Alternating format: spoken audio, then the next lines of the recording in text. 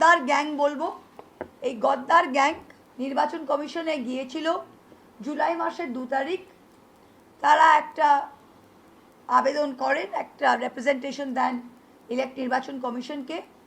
নির্বাচন কমিশন কোনোদিন এত তৎপরতার সাথে কাজ করে না, কিন্তু এবার দেখা গেল যেদিনই এই গদ্দার পার্টি নির্বাচন কমিশনে গেলে 2 তারিখ 2রা জুলাই, সেই দিন 4 না 5 ঘন্টা পরেই অতি তৎপরতার সাথে নির্বাচন কমিশন অল ইন্ডিয়া তৃণমূল কংগ্রেসকে একটি চিঠি লেখে এবং বলে যে আমরা ঋতব্রত গ্যাং থেকে এই চিঠিটা পেয়েছি, এটার আপনারা উত্তর দিন, আপনারা যেটা রিপ্লাই হবে সেটা আমরা ঋতব্রত গ্যাংকে দেব। এবং ঋতব্রত গ্যাংকেও তারা চিঠি লিখে বলল যে আপনারা আপনাদের সাইটটা দেন এবং সেই চিঠিটা অল ইন্ডিয়া তৃণমূল কংগ্রেসকে দেওয়া হবে। এই চিঠি পাওয়ার পর নির্বাচন কমিশন থেকে আমাদের 6 তারিখ জুলাই অবধি টাইম দেওয়া হলো, সময়সীমা বেঁধে দেওয়া হলো নির্বাচন কমিশনকে, দুপক্ষকে। আমরা অর্থাৎ তৃণমূল কংগ্রেস 6 তারিখ জুলাইয়ের ইমেলে আমাদের উত্তর সমস্ত নথিপত্র দিয়ে সম্পূর্ণভাবে কমপ্লিট করে এটা আমরা ইমেল করে পাঠাই। তারপরে সশরীরে আমাদের 3 জন জনপ্রতিনিধি, Sagarika Ghosh deputy leader Rajya Sabha All India Trinamool Congress, Mahua Moitra এবং Kalyan Bandyopadhyay chief whip All India Trinamool Congress লোকসভায়, আমরা 3 জন সশরীরে অশোকা রোডে নির্বাচন সদনে গিয়ে চিঠিটা জমা করলাম এবং তারপরে একটা প্রেস কনফারেন্সে করলাম। ঋতব্রত গ্যাং, গদ্দার গ্যাং কিন্তু সশরীরে যায়নি এবং পরে জানা গেল তারা নাকি একটি এক্সটেনশন, এই সময়সীমা বাধাবার একটি আর্জি করেছে।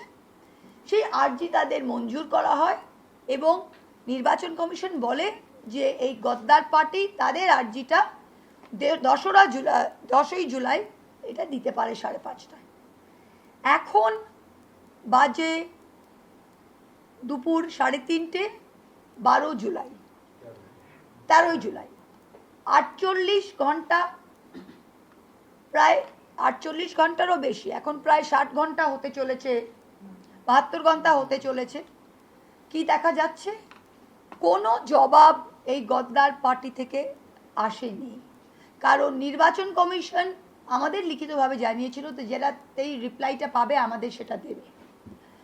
তাই আজকে গতকাল রাত্রিরে আজকে আমাদের মাননীয় চেয়ারপারসন মমতা ব্যানার্জি তিনি একটি লিখিতভাবে সেক্রেটারি নির্বাচন কমিশনকে জানিয়েছেন যে আপনারা নিরপেক্ষ সাংবিধানিক বডি, ভারতবর্ষের tax payer pace for this body, তাই আপনারা যখন সময়সীমা বেঁধে দিয়েছিলেন 6 জুলাই, আমরা ঠিক টাইম মতো দিয়েছি, গদ্দার পার্টি দেয়নি।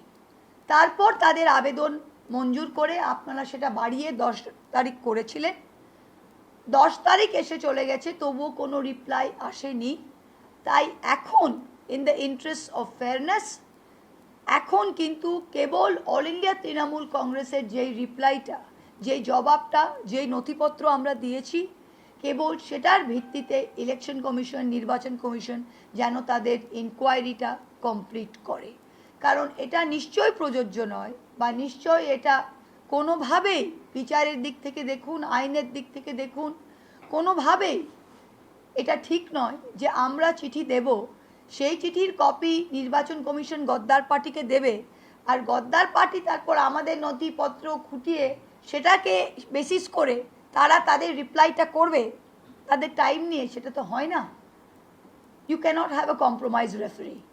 We have a compromised referee, but please, we are asking for the compromised referee not to be so openly compromised. যেটা বলি এটা আমার মজা লাগলো, আমাকে সুকুমার রায়ের কবিতা ছিল ভালো রে ভালো, তো উনি বলেছিলেন যে এখন শ্রমিক বাবুর মুখে, তার শ্রমিক বাবুকে আমি অনেক শ্রদ্ধা করি, শিক্ষিত মানুষ, তা তিনি নিশ্চয়ই সুকুমার রায় পড়েছেন। তিনি বলেছিলেন যে তৃণমূলীকরণ সাংঘাতিক, কোনোদিন হতে দেব না।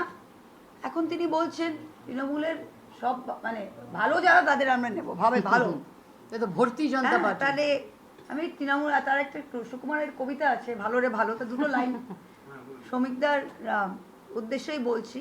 দাদা গো দেখছি ভেবে অনেক দূর, এই দুনিয়ার সকল ভালো, আসল ভালো নকল ভালো, সস্তা ভালো দামিও ভালো, শিমুল তুলো ধুনতে ভালো, ঠান্ডা জলে নাইতে ভালো, কিন্তু সবার চাইতে ভালো পাউরুটি আর ঝোলা গুড়। তা এখন সবাই মিলে কোন পাউরুটি আর কোন ছোলা গুড়ের জন্য যে তারা ভালো হয়েছে সেটা কিন্তু বাংলার মানুষ পরিষ্কার বুঝতে পারে।